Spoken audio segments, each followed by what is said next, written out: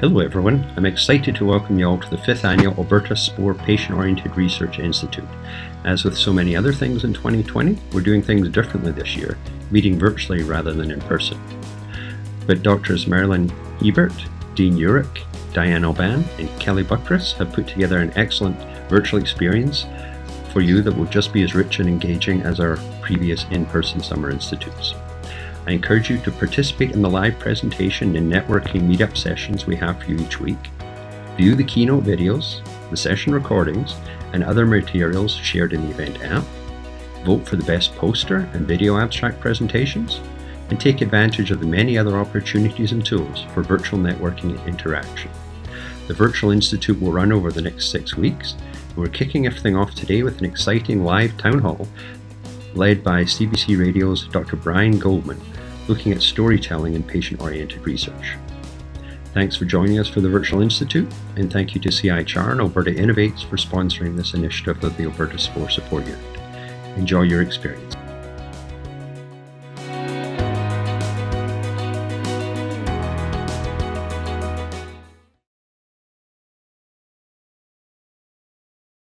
Our new scientific director for the Alberta Spore Support Unit.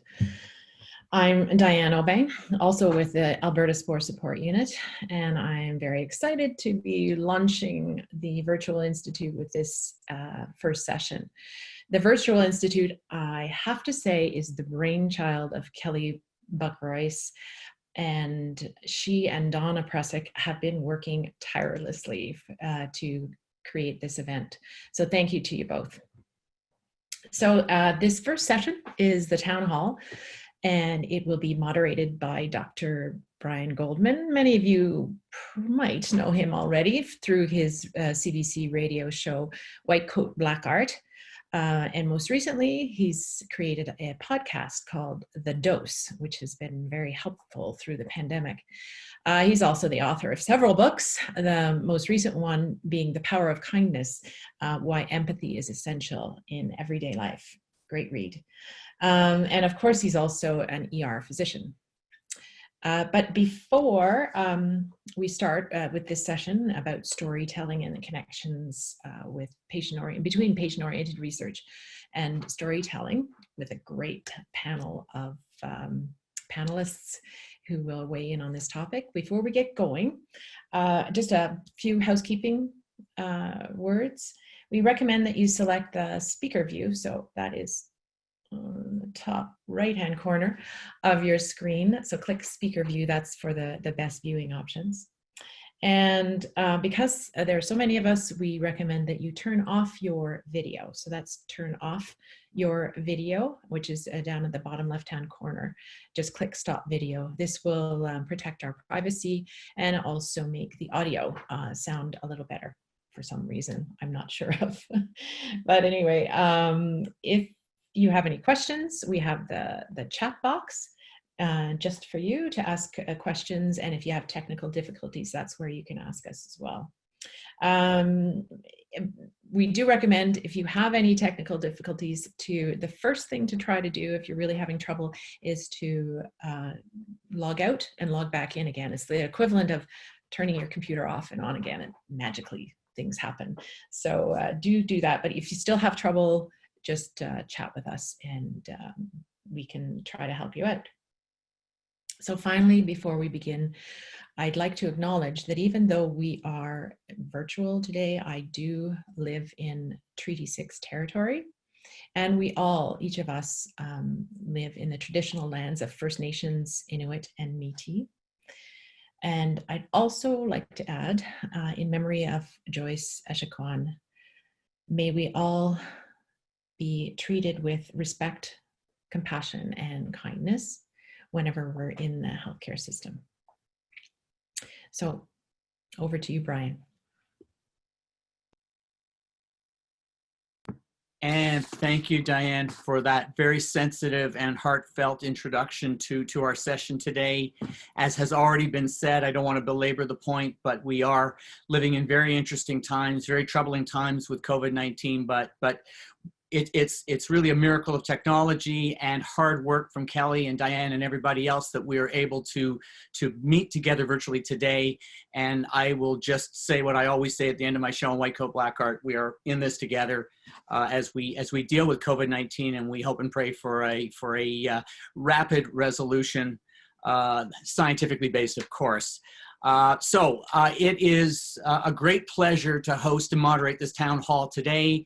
For the next hour or so, we're going to explore storytelling and how that and reflection about stories can help us understand our unconscious biases while gaining an appreciation for the perspectives of others, and in order to strengthen relationships among clinicians, patients, and researchers. Now we have a triangle of participants. We want to improve outcomes and influence and support changes to the healthcare system. There are some formal not objections. I'm sure there'll be formal objections in the chat. We'll get to that in a moment. There's formal objectives to the town hall there to help you understand how storytelling can foster more authentic outputs in patient-oriented research and how these influence healthcare system transformation, and that research and research methodology tell a story that may not be the most pertinent story, and how stakeholders who are engaged may be able to help shift the narrative to tell a story that's more authentic, more true, and more representative of their point of view. I think we can all agree that stories help us understand each other. I certainly know that from 13 years as hosting White Coat Black Art. Helps us share our experiences and perspectives and confront and challenge biases with the aim of improving relationships in health research and healthcare settings. And in that way, stories help patients, researchers, and clinicians better understand all of the issues, not just the issues of importance to researchers, but the issues of importance to patients and their families, the challenges, the needs, and priorities for whatever healthcare need you're trying to address. So we have decided to do this as a town hall in order to present a diverse range of issues and interaction on the role of stories in patient engagement, and to answer your questions. And so how it's going to work is that I'm going to introduce the panel and give each member an opportunity to let you know a bit about their perspectives by asking them a question. Sounds good. And I will, as a housekeeping detail, after that, we're going to have a more interactive session, and in which I hope there's going to be a lot of interaction between different members of the panel. Remember that it is, of course, virtual, which means that there's a bit of a delay, and that may be an issue with interaction, but this is technology and we'll deal with it. Towards the end, in the last few minutes, we'll have time for questions, and if you do have questions, type them in the chat. So click on chat at the bottom of your screen and type in your questions, and they will be curated, and we'll try to get to as many of those as we can. Let's begin our fantastic panel. And I'm going to introduce our panel. Before we begin with the questions, we're going to introduce each one in turn. Dr. Claire Gibson is the owner of the film production company Allegorical Alchemy. It aims to make real-world positive change for patients and healthcare systems through the use of storytelling in film, specializing in short portrait films and interactive documentaries. Claire obtained a PhD in health from the University of Sheffield in 2008 and a master's in film in 2018. So welcome to Claire Gibson. Sue Robbins is a Vancouver-based author. She's the mom of a young man with Down syndrome and a recent breast cancer patient. She is a writer by profession, has worked in healthcare. She owns a health communication company called Bird Communications. Her book, Bird's Eye View, Stories of a Life Lived in Healthcare, is a great read. It was published in October 2019. Our next panelist is Dr. Richard Oster. He is currently a research associate at the University of Alberta. He uses mixed methods and community-based approaches .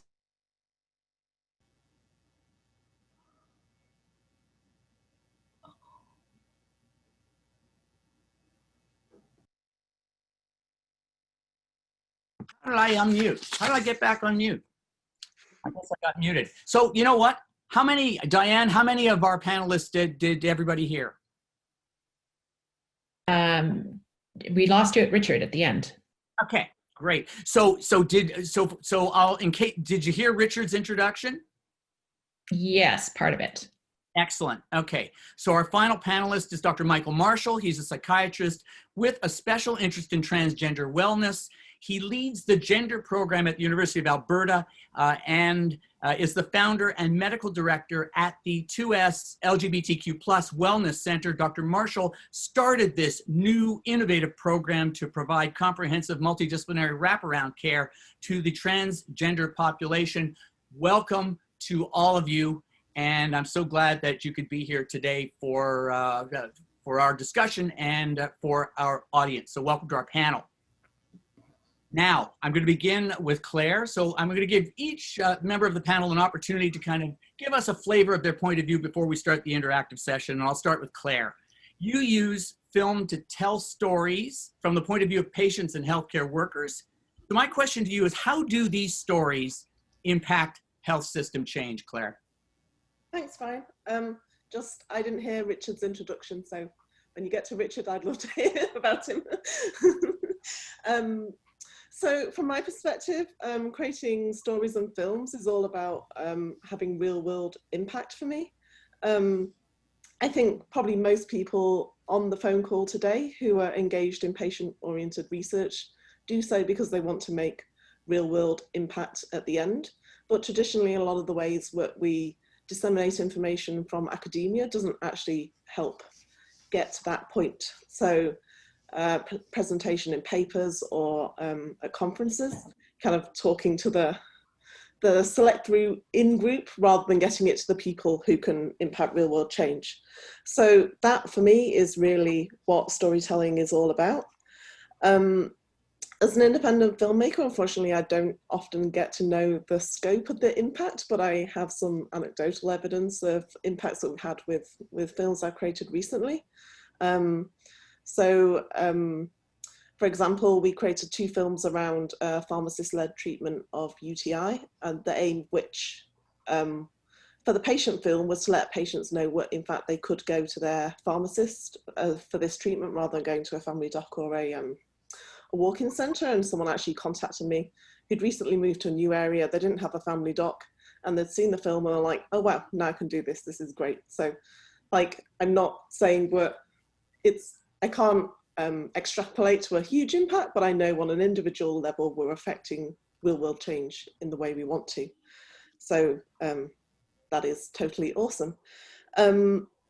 So going back to kind of how it occurs, obviously everyone has an individual story to tell, but at the basis of that, there is some commonalities in theme, which is obviously what we come to from research data. And stories help make those abstract ideas and concepts into something that has meaning for the individual. Olson described stories as facts wrapped in emotion.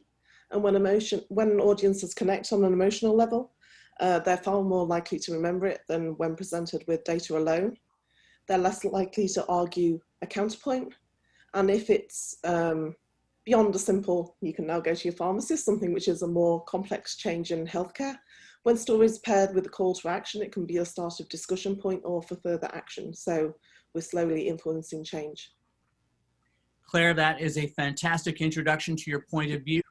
And in the interests of making sure that everybody has their introduction and their identification as upfront to the beginning of the presentation as possible, Claire, thanks for saying you didn't hear it. The 4th panelist is Dr. Richard Oster. He's currently a research associate at the University of Alberta. He uses mixed methods and community-based approaches to address Indigenous health concerns. He completed his PhD in experimental medicine in 2013.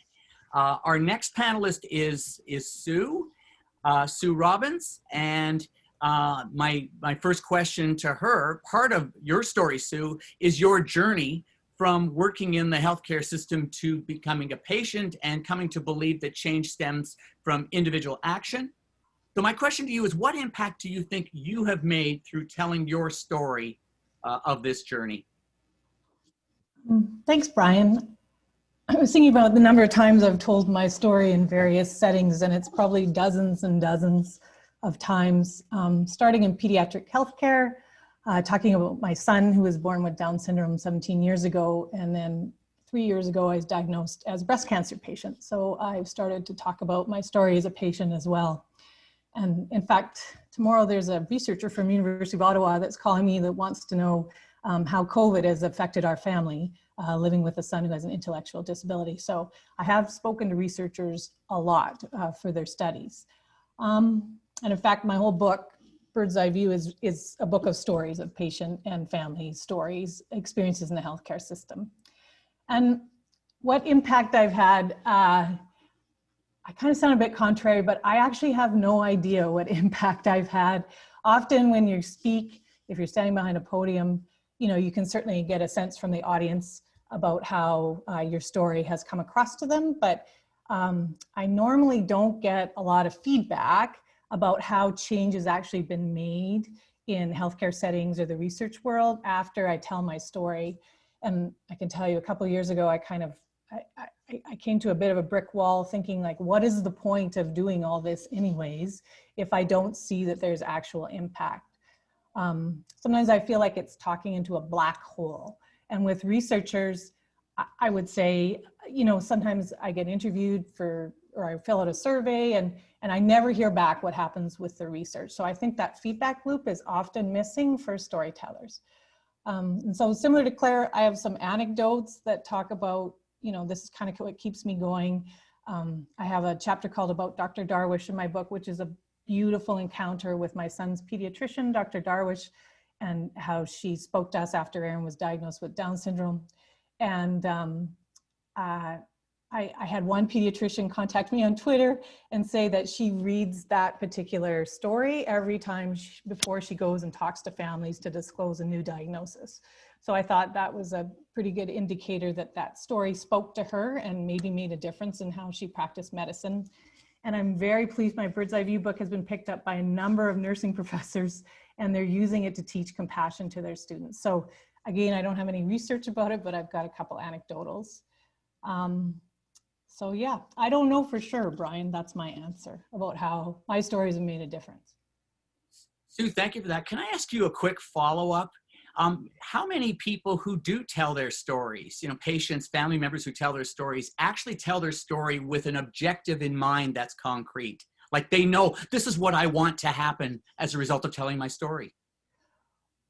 Well, when I worked at the Stollery Children's Hospital, coach family speakers before they got up to speak at grand rounds. And one of the things I would ask them is their intention, their why behind telling their story. And most people say, I want to make a difference. I want positive change in the healthcare world. And what I really do is encourage people to think a bit deeper than that, because we all say that, and that's like a really lofty goal to make a difference. And that's something I've been chasing for 17 years since my son was born. So I ask them to think about the specific reason why and what they want their audience or their readers to take away from their story. And so for me, I've realized when I talk about my son, Aaron, it's because I want folks to think when a baby with Down syndrome is born, to think congratulations instead of I'm sorry. That's kind of the main reason, and all my messages are around that, is celebrating people who are disabled as opposed to treating people like a tragedy. So narrowing it down is really, really helpful, I think, when you're doing your messaging for sharing your story. And maybe getting a bit more concrete as well about what you want, as specific as an ask as possible. Thank you very much, Sue. Richard is our next panelist, Richard Oster. You do community-based health research with Indigenous partners. And I know you've had a conversion, you've had an awakening as a direct result of that. Can you tell us about the stories that have been told in Indigenous health research? Yes, well, first I'd like to say thanks so much for having me. It really is an honor to be on this panel. When I was first asked, I thought maybe someone made a mistake because I'm on a panel with such amazing people. And also to let everyone know that's watching, I had some technical difficulties before we got started. Wasn't sure that my video was going to work, and I'm really pleased that it has, because I took a shower this morning and got dressed out of my normal routine. So yes, I do Indigenous health research, and from what I can tell, the vast majority of that research has been done without meaningful consultation or involvement of Indigenous communities and people. And that research has told a story, and in my opinion, it's one of deficit and one of disparity. a story that generally just tells us how sick Indigenous people are. And in my opinion, I don't believe that's really an accurate or necessarily helpful portrayal of Indigenous health. We know Indigenous people suffer disproportionately from a bunch of conditions. We don't need to continue to tell that story anymore, in my opinion. In fact, if we do, we might be doing harm. We might be perpetuating negative stereotypes, creating self-fulfilling prophecies, and so on. So I think there's other stories that we can tell through research, health research, ones of strength and hope and resilience and opportunity and positivity. And I'll end by saying there's an Indigenous author, a storyteller named Thomas King, and one of his quotes always rings true to me, and I keep it at the forefront of my work. He says that the truth about stories is that's all we are. So it makes me think that we need to be really conscious about the stories we're telling in research, especially as it relates to Indigenous health. Thank you, Richard. If I can ask you a very quick follow-up question, how did you come to that conclusion that, and how difficult was it, how challenging was it to be able to correct that record and tell the kinds of stories that you think should be told? Well, it was a process over time. It's not something that happened overnight. I was trained very biomedically, spent a lot of time in a cell culture lab and learned a lot about biostatistics, and I don't really do any of that anymore. So it was kind of a slow unlearning and relearning. I consider myself a student when I go to the communities I work with. And so I was one of those people that was, putting out a lot of deficit-focused research, and I wasn't really seeing much of an impact as a result of that. And was reading more of the emerging literature on the importance of building connections and community-based research. And all of that was massively reinforced when I started to actually go to communities, experience communities, meet people, and hear their stories. And, I have some stories about that maybe I can tell when we have more time. Thank you, Richard. And now, Michael, we're going to turn to you. You work with the 2S LGBTQ plus community and focus on stories of marginalization experiences. How can stories empower individuals, and how can sharing unique individual stories impact research and health system change? Thanks, Brian. It's difficult not to just repeat the good words that Richard has just spoken of. In fact, the trans community, the 2S LGBTQ plus community, but in particular, trans persons of color, are often spoken of as persons who are hugely disadvantaged, persons who have had who are struggling against a system that has no space for them, and stories that are largely negative. Now, as Richard said, these things are indeed true, but trans persons are individual people who have succeeded and who have resilience, and in the face of what are huge systemic barriers, continue to be. So it is very important that the stories told reflect that, reflect the resilience, the power, the strength, the carrying of the history of the 2S LGBTQ plus persons that happens day in, day out by the population that I work for. So how is it then stories can impact research and change and health stories? Well, we need to tell the individual story. We need to look at the persons within the research. We need to see who it is we're talking about rather than numbers and disadvantage. Yes, the story being told is one of truthful, partially, but incomplete.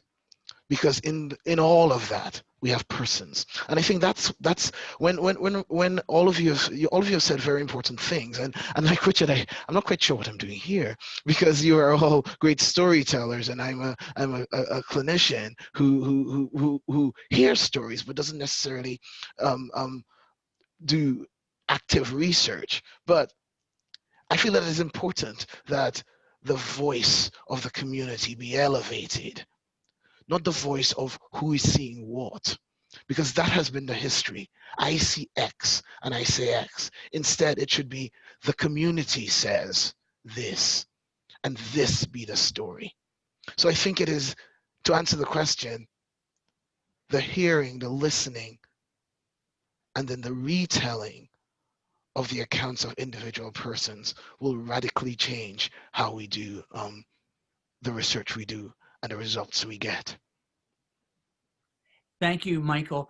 If I can ask you a very quick follow-up, since you focus on stories of marginalization, do you think telling those stories moves people from the margins more into the mainstream? I think telling the story of the whole person certainly does. When we have a picture of a group, people see a group. Whereas when we tell individual stories of success in the face of systems that exist to disempower or result in disempowering, then we move persons from a group, from the margins, from disadvantage, to individual people who have moved with their community, yes, but moved all the same. So yes, it is important, as you've put it, yes. Great, thank you, Michael. Now we're going to have a little bit more of interaction, and here we really have to take off our Canadian politeness, and I'm going to ask panelists, if you want to cut in, you may cut in at any time. We'll make room for you, subject, of course, to the amount of time we have left. So now this is more of an interactive session, and I'm going to begin with Claire. Many researchers and clinicians' comfort zones are in presenting facts based on empirical evidence. You know, we've all heard the phrase that the plural of anecdote is not data. So why should they be telling stories as well? Claire. That's a really tricky balance, I think, Brian. And I'm not going to read the whole quote because it's quite long, but Davidson a few years ago looked at this phenomenon, particularly taking information from scientists to policymakers. And he said, well, it's somehow a corruption factor forcing scientists to dirty their hands, tailoring their message in order to have influence over policy. And I feel as though not all researchers feel that, definitely, but some people do feel as though they've created this really scientific, rigorous data based on process, and then we're somehow watering it down with story. And so it's a really tricky balance to get right. And the question you asked me before, I went over some of the reasons why story does work. People have done research on it and how it's more emotionally engaging, and if you can use metaphor to convey data, then it has meaning for people. So even knowing all that, I feel as though sometimes people still have that disconnect even when you present the facts, which just goes to show how important story is, really. So what I found more recently is when people have academics and clinicians have used story successfully and then tell their peers in a story, then that is actually more convincing than all this academic data I could tell you about how story affects the brain and all the studies that have been done. So yeah, story really beats story, I think. And Claire, you know, one of the things that I think that some people believe, and I think you might, is that it's not a question of a researcher asking for soliciting stories from patients and families, but collaborating with them on stories. And I want you, can you speak to that collaboration? Is that stronger than simply asking somebody to tell their stories? Yeah, for sure. The process I follow is very much a collaborative endeavor in what obviously the researcher has information what they want to give to whoever their target audience is to cause some kind of change, but those people need to receive the information in a way that's meaningful to them, and they have certain criteria for how that information is delivered or what's important to them. And so just pushing the information out, that's still one person's perspective of what is important. So in my process, I engage all the stakeholders to be involved in identifying both the key messages and the audience learning needs. I think someone on the chat before asked whether it's consult or collaborate, and that's a good point. When I was doing my master's, I created this really collaborative process where everyone will be super engaged at all points in time. And then the group of people I ended up working with were people who were on the conservative kidney management pathway as opposed to renal dialysis for chronic kidney disease. And they were all mid-80-year-olds. And they had a limitation of how much they actually wanted to engage. Like, they felt that was a good amount without me pushing all these extra areas where they could truly collaborate. And at the time that was kind of disappointing to me, but I looked in the literature, and certainly other people who engage in collaborative filmmaking or filmmaking to change have identified what is kind of setting the stage so people are allowed to collaborate to the level what they want to, rather than making them input more than want to, which could then be perceived as a burden. So I've had quite a range. A film I created recently around mental health access for young people. The mum actually even wanted to look at all the transcripts and kind of identify key phrases she really wanted to be in the film, and I worked with her and the researchers to ensure that. So collaboration is definitely key. Claire, you tell lots of stories. Is there such a thing as a template for telling stories? Yes and no. The film literature will tell you what ideally you want some kind of hook at the start, which is an intense, short overview of what the film is going to be about, so people know straight away whether they're interested in it, and then obviously some kind of rising tension and some kind of resolve. And if possible, I like to end on a slightly more positive, hopeful note. Sometimes that's not possible. Like, it's kind of the least bad. So that's the kind of template, but every story is very much individual within that, I would say. Thanks, Claire. Sue, I want to bring you in now. How do you react to what Claire has been saying? Well, so funny. I really feel in healthcare that stories are underrepresented and sometimes not respected. And I don't think it's a matter of taking away data and replacing it with stories. I just think things are very imbalanced. That's how I feel as a person who tells stories. And really, my definition of stories are how us lay people talk about ourselves. Like, I pulled up my pathology report for my cancer, and I don't call myself like a grade 1 estrogen positive invasive ductal carcinoma in my left breast. Like, that's not how I talk about myself. You know, I'm a wife and a mother and a friend and a writer. And I think what Claire said about stories, like, we love movies, we love reading books. Like, there's so much of the arts that are important to us in real life. And I wonder, you know, in healthcare, I've had so many friends, I've got kids who are older in their 20s who've said to me, you know, I'll pay for my kid's science degree, but I'm not going to pay for their arts degree. And so when we start talking about storytelling and narratives and the humanities as soft skills, I think that really degrades the importance of stories. And in fact, that's how we've connected together as human beings since the beginning of time, is through storytelling. So I think it's really unrepresented. And I think, as Claire alluded to, if we, you know, touch hearts, we will change minds. I really, really believe that that's true. And I've just timely wise, like COVID, you know, every time the public health messaging talks about the cases and the deaths, it just like makes the hair stand up in the back, you know, of my arm, because patients are not points on a data graph. And I think healthcare numbs themselves by using data and forgetting about the real, true, authentic patient story. And, you know, hospitals either want good news stories only for foundation and fundraising, or they don't want to hear your stories at all unless they happen to give you a survey. And then, as Richard said, research often wants to know about burdens, and they're deficit based. So for my son, I have been involved in many research studies, and really they're trying to decide what the burden of my disabled child is to our family. And, you know, if you ask families, if you ask them what the research question should be, it's not about the burden of my son, it's the burden of society and systems and how that affects families. But, you know, I think research often looks for the negative because they're looking for the problem to solve. And I'd like to see some research about how awesome my son is. That's something that nobody's ever really done research about before. So I think the good, the bad, and the ugly is not necessarily told in healthcare. Either good stories are told or bad stories, but there's so much gray in between. And thinking about how patient stories are represented, you know, I appreciate being the patient on this panel, and I always say I don't represent anybody except for myself, but there's only one of me here. There's many conferences that happen that do not have patient stories in them at all.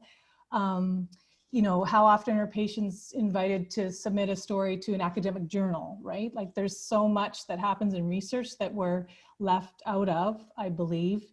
And I think that has to do with how people respect stories. And sometimes us storytellers aren't treated with respect either. I've been heckled at a health conference before for talking about kindness. And, really, I think sometimes people forget when we tell our personal stories, it is a real honor to bear witness to that. And that does get forgotten too. So, and my last point, I promise, it refers to what Michael said, is like, I'm going to shoot myself in the foot here, but often at these conferences, you will see women like me telling their story. So I am a white, middle-class, middle-aged woman. We tend to be the ones, when you're partnering with patients, you will find us around the boardroom table. And so what I really want to ask is, whose story is not being told? And thank you very much, Sue, for that. And I know that Michael is dying to jump in. I know he wanted to respond to Claire. He might also want to make some comments on what you've just said as well. So take it away.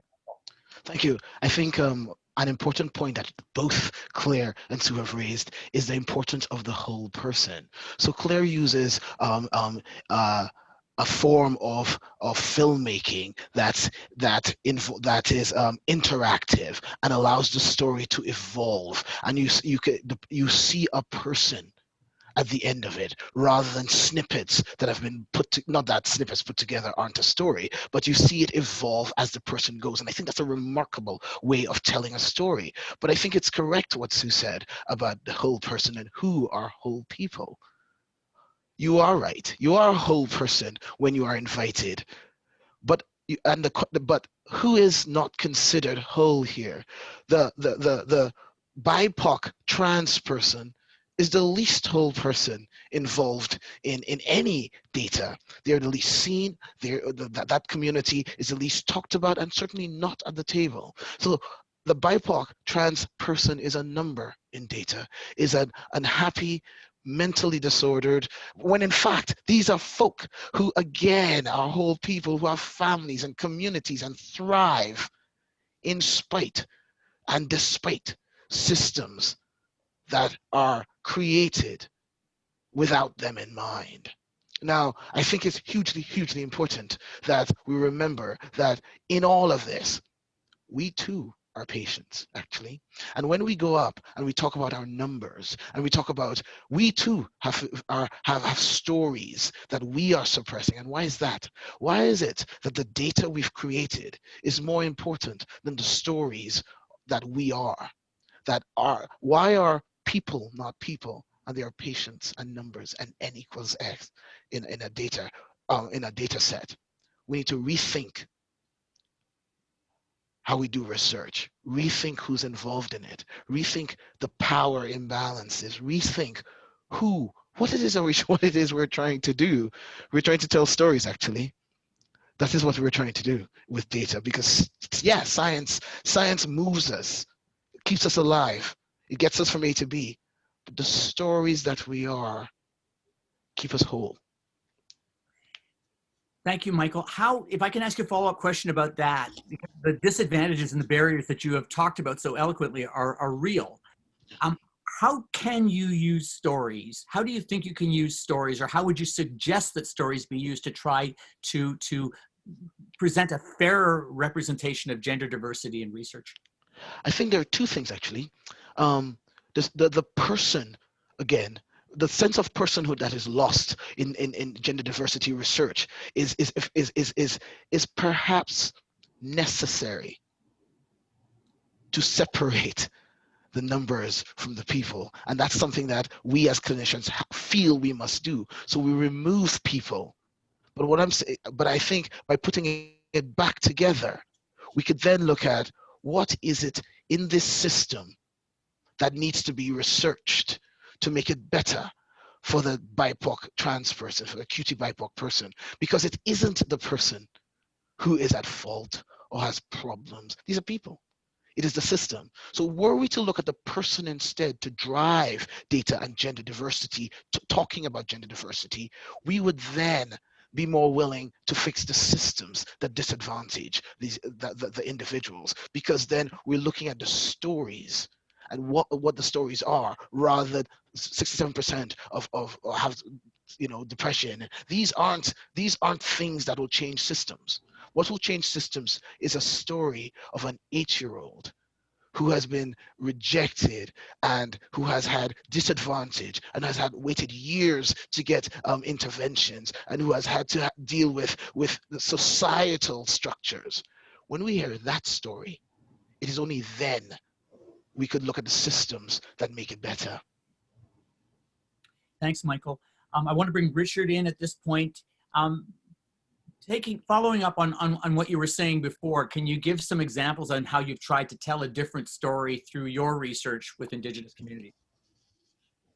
I can, and there's so much I wish I could respond to about what's been said so far. I wish we had hours. If you want to respond to what you've heard first, very quickly, go ahead. Well, I think I'll try and get to that and to answer your question, actually.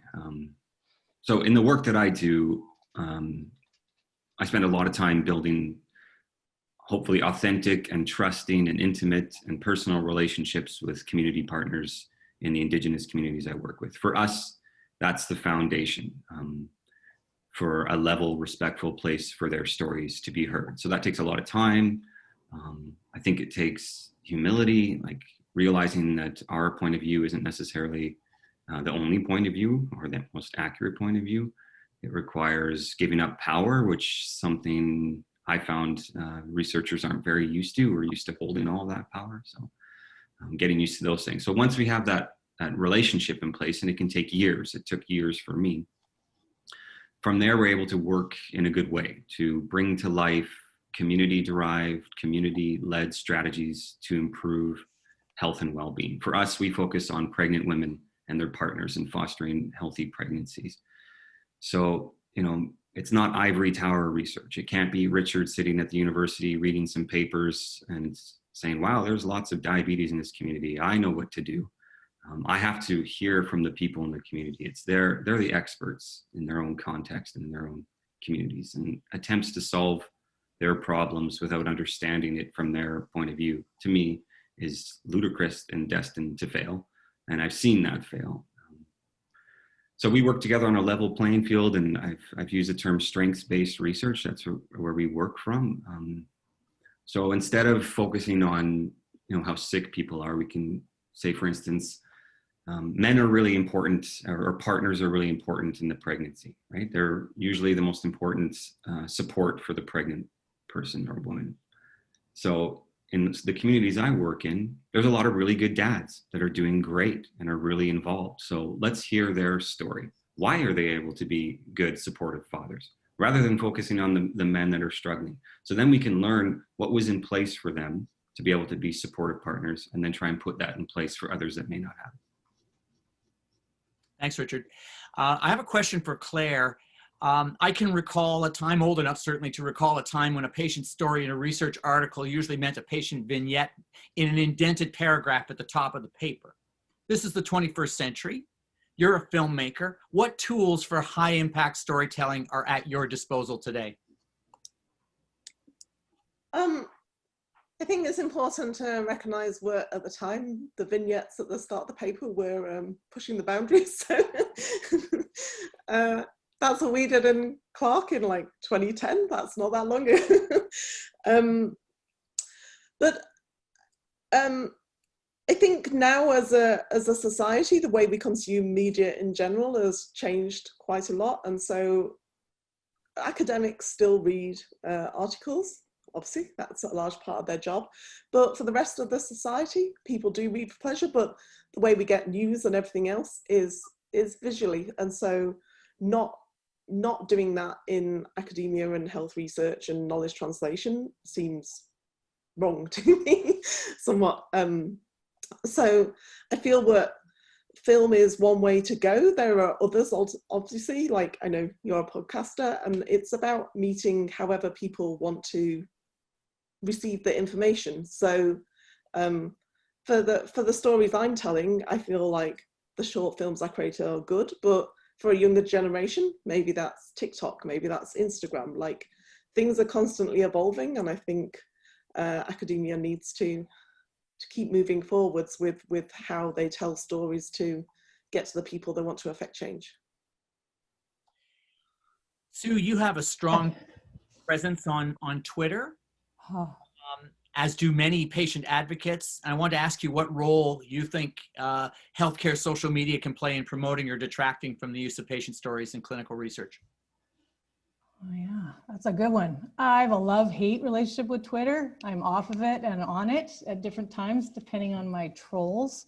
I recently did get back on, and I am thankful for it because I think it is a great equalizer in some ways for some patients who have access to Twitter and active on it, of course. So again, that's only a very small subset of people, probably a lot of people like me who look like me.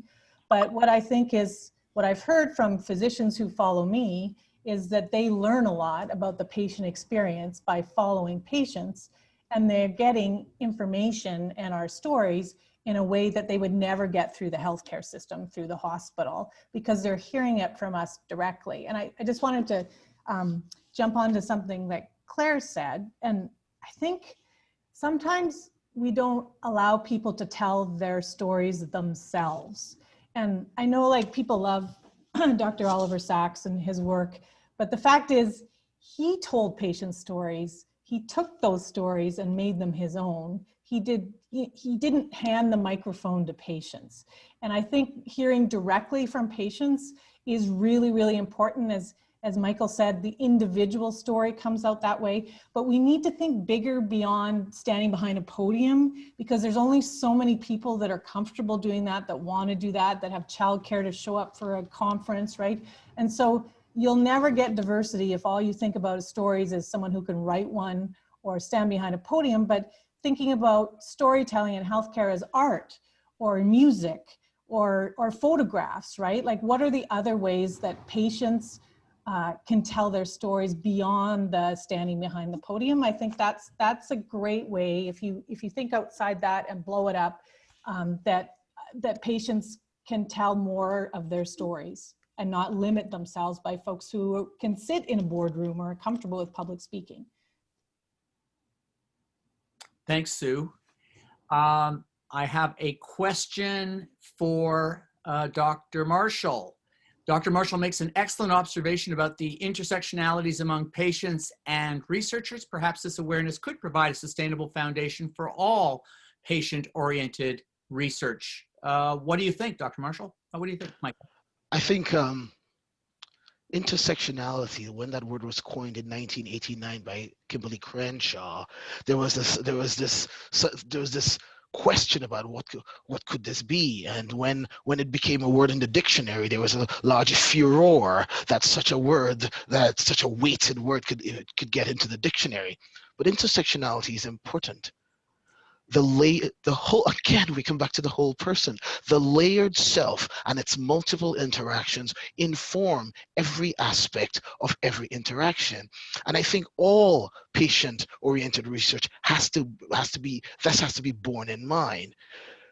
Every interaction that I have is going to be very different from one that Claire has, which is going to be different from one that Sue has, and Richard, and you, Brian, and every one of the 171 people who are with us, because we each have intersectionalities, and each one is different. And again, while the whole person, a review of the whole person, would take that in mind. So when doctors say they're hugely surprised by patient experiences on Twitter that Sue describes, and take the emotional labor that is involved in free emotional labor in telling researchers and doctors about the weight of being a person in care, we are lying to ourselves as physicians, because we know patient stories, because we are people too. We know patient stories because we can ask these questions in our interactions. They don't have to be on Twitter. We have time with persons who seek our care. And so there is no reason why we cannot do both. So the question is yes, it can inform every aspect of patient-oriented research, but it can also inform every aspect of patient-oriented contact. We must remember as clinicians that we're seeing a person. The next person coming into us, just as Sue says, is a person with intersectionalities, with families, with loved ones who perhaps are street involved, who may well be doing engaged in survival sex, or or just somebody who has slipped out of the office to hurry into the appointment. Doesn't matter. There are people coming into the appointment. And if we could remember that, that will have huge, huge impact in the way we do work. Thanks, Michael. Richard, I'm going to aim this question at you. So I want to make sure that you're focusing on it. It's also in the comments in the chat section. But I think it has particular relevance to some of the things you've had to say. Dr. Goldman's reference to concrete objectives earlier and to templates as contexts of patient stories.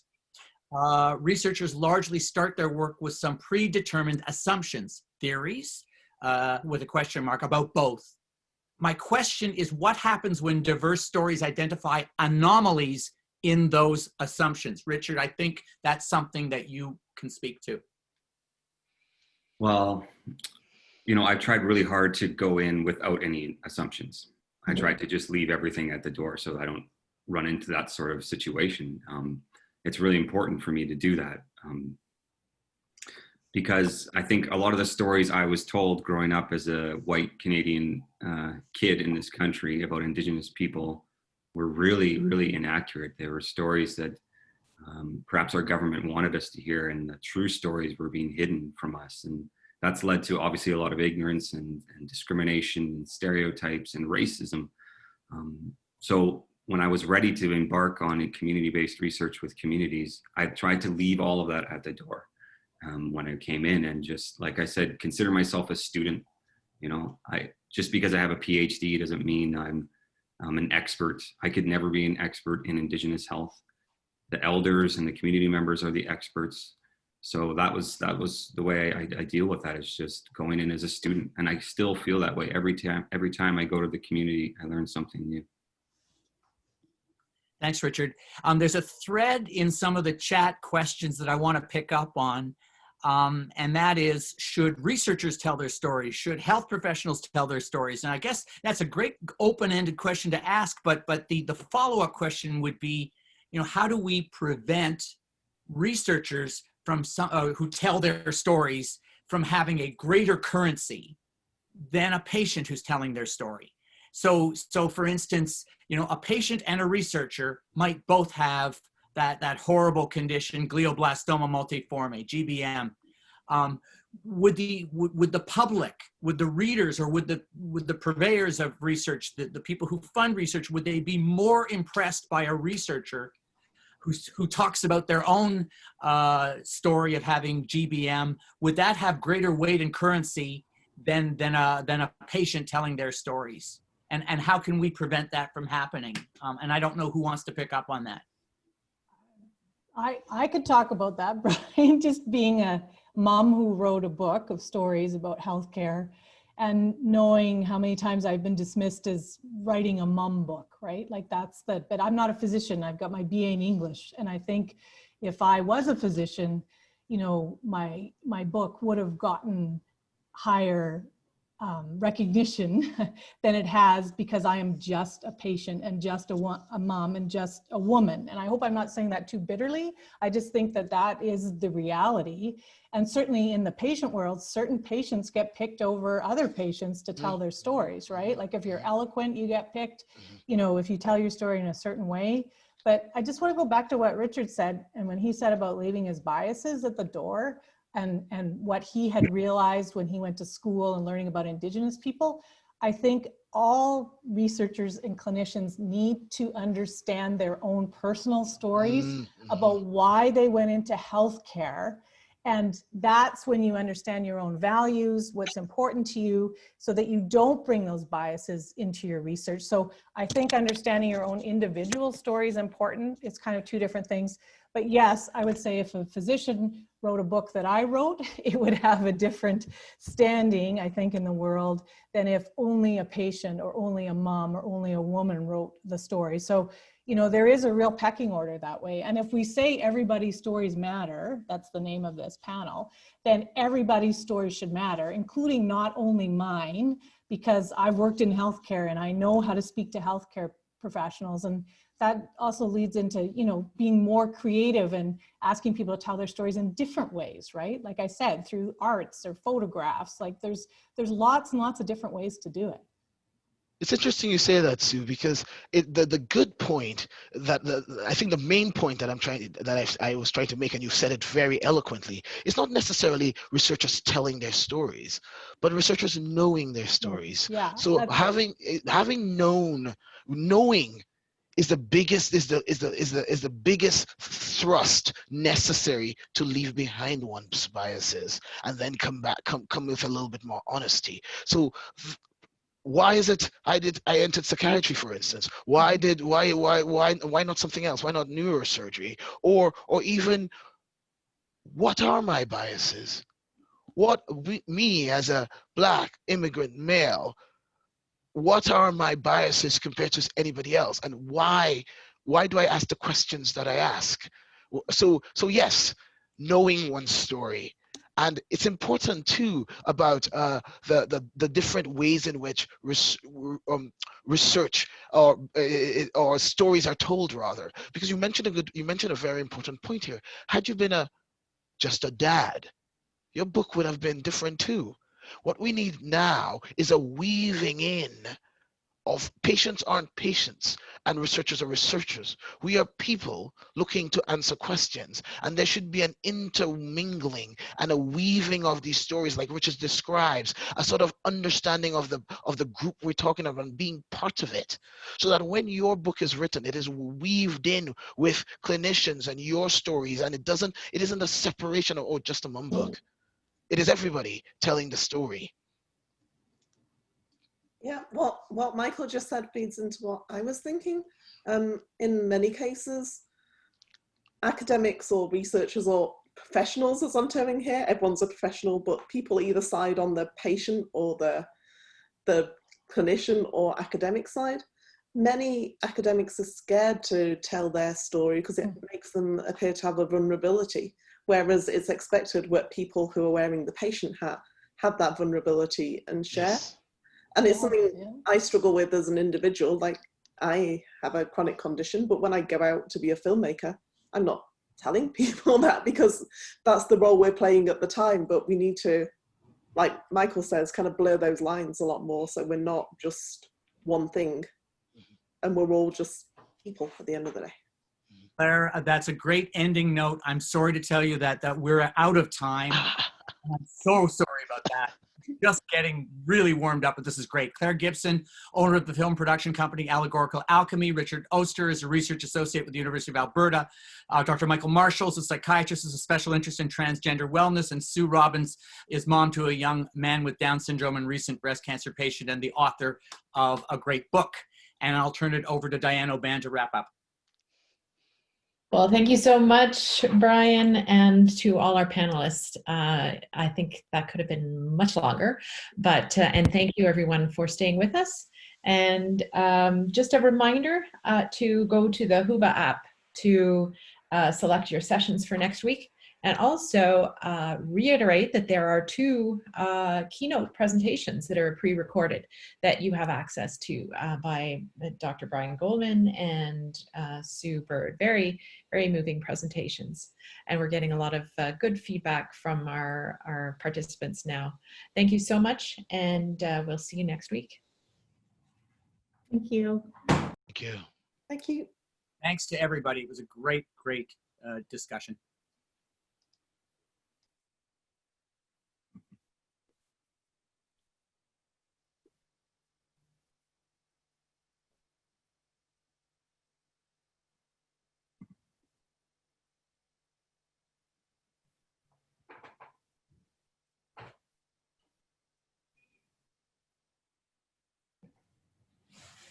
When we turn into pumpkins.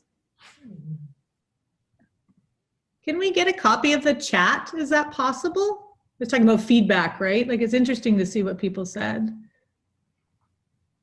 I don't think she could hear me. Yes, I can hear you. I'm just waiting for a number of people to leave too. Yeah. We still have a number of participants and chats going on. So That's good, though. That's good. yes. Yeah. Christina, I'm just reading yours now. If a patient has taken a huge leap of faith by bearing our souls, toiled through the details, there's an underlying expectation that something of note should come from it. I feel a sense of responsibility for researcher and healthcare professionals to take our story forward and help create the change that is needed. That's without a doubt. I think oh, sorry, Sue. No, I was just going to type back. I totally agree. Hang on. Instead of massive audiences or readers, right? Like I think they should be accountable and should actually do something with the wisdom that they pick up from stories to change practice. Like I can't do that, but they have to go do that. Yes, and that's what I was trying to allude to when I talked about the emotional labor, the free emotional labor of engaging and telling one's story for little gain. There has to be gain at the end, and I think if there is a separation between physician and physician, researcher, and patient, I still don't think there should be. But should there be one, it should be that, which is, thank you. I'm honored to hear your story. Here's what I will do with it. Because I have the power, I have the opportunity, I have the space to, and you don't. So this is how I elevate your voice rather than thank you for the story. Next, please. Mm-hmm. I think early on, I don't think Nancy Verdun is still on, but she said, Sue, she said that she's often not told why her story was requested, but she's going to do that from now on. So there you go. Yeah. Okay. Oh, the chat is still going. And yes, we will have the recording available. And Kelly, we can have a copy of the chat as well. Is that correct? That's right. I'm recording it, so we'll have a text file available of the chat.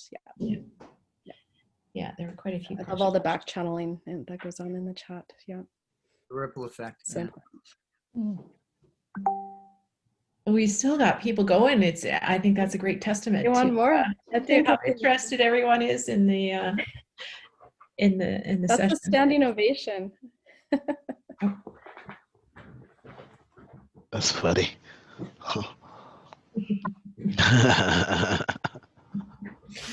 25. Good. How did you feel about it, everyone? It was short, hey? Yeah, really short. Yeah. Seemed to go really quick. Yeah. Could have gone for another hour. Easily. Yeah. I think it's important, I said this before, that in doing our work, it's very, very easy, and you know this, Brian, very easy to just see pathology and not see the person, and oftentimes people get, even simple things like people getting worried about taking their clothes off in front of a doctor, for instance, and doctors saying, I don't even see the person, I'm looking at the pathology here.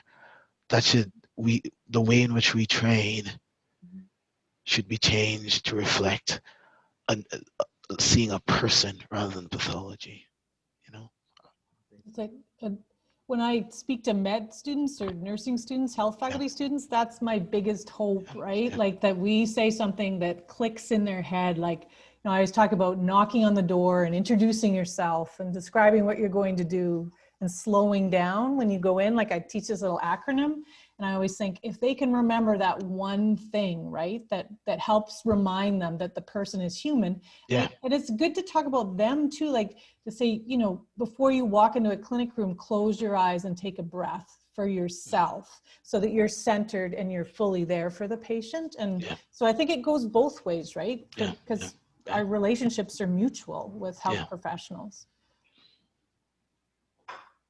I try to give a similar story when I talk to students as well. I work a lot with nutrition students that end up being dietitians, and I went through that program myself, so I know how impersonal the training is. Like, they're taught to not develop a relationship at all with their patients.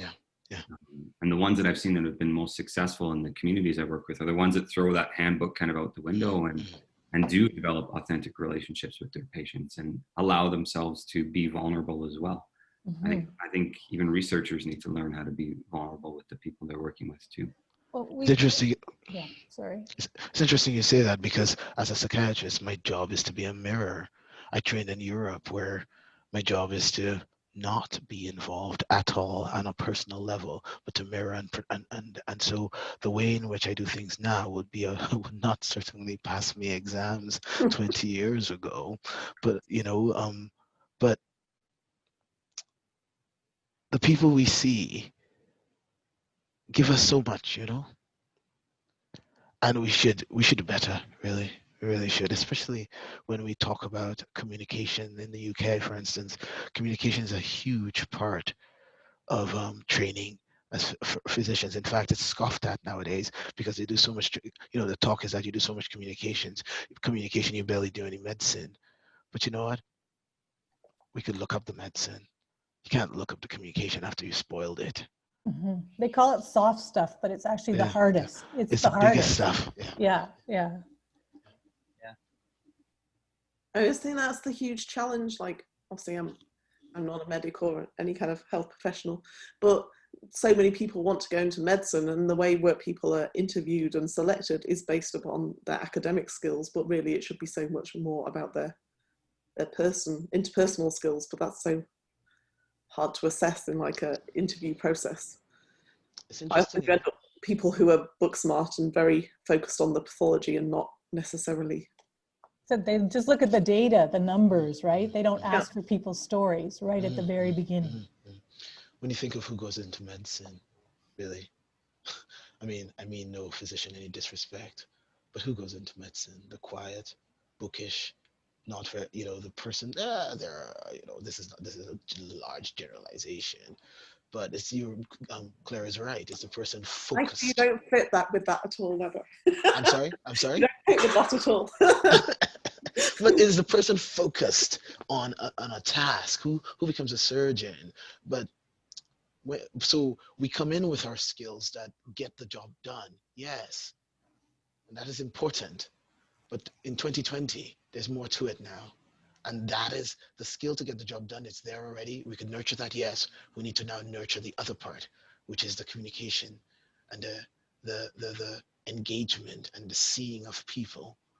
Yeah. I think we need to get to know you too. And I don't mean by I don't want to be your Facebook friend, right? Like, it's not about that. It's about stepping behind that wall that is professionalism. And, my best doctors, I know how many kids they have. Like, I know, a little tiny bit about them so that we can connect as human beings. And, my oncologist, I saw her for 3 years and I don't know anything about her. She never allowed me to peek into her heart, not even a little bit, because it makes her feel vulnerable. But us patients are already so vulnerable, and it's so imbalanced that way unless you allow us to see you. So it's important you say that, and I'm sorry to be I'm sure somebody else has something else to say. I swear I'll stop after this. Well, not really, but when I speak with patients, and again, patients is not a word I use often. I talk to persons. I generally don't say the word patients in my day-to-day parlance, right? But anyway, when I speak to persons in psychiatry, it's a conversation. Yes, it's an information gathering conversation, but yesterday I spoke with somebody, not yesterday, actually it was this morning's clinic. I spoke with somebody at length about time. And, we talked about the fact that that my friend did a philosophy degree on time, and how do you write 100,000 words on time? And then, the fact that she says there's no future, no past, but in fact we have today, because today is actually the future already, and it is also the past. And we talked about stuff like that, and we do that often.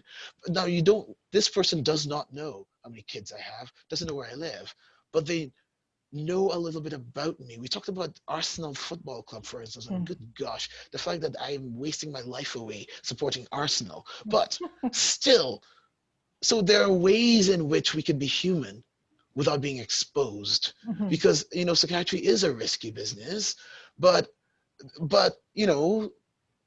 we can be human with the people we care for. Without necessarily saying how many kids we have, for instance. I talked about theology a few weeks ago, and the 3 books, and all of that is good stuff. It's human.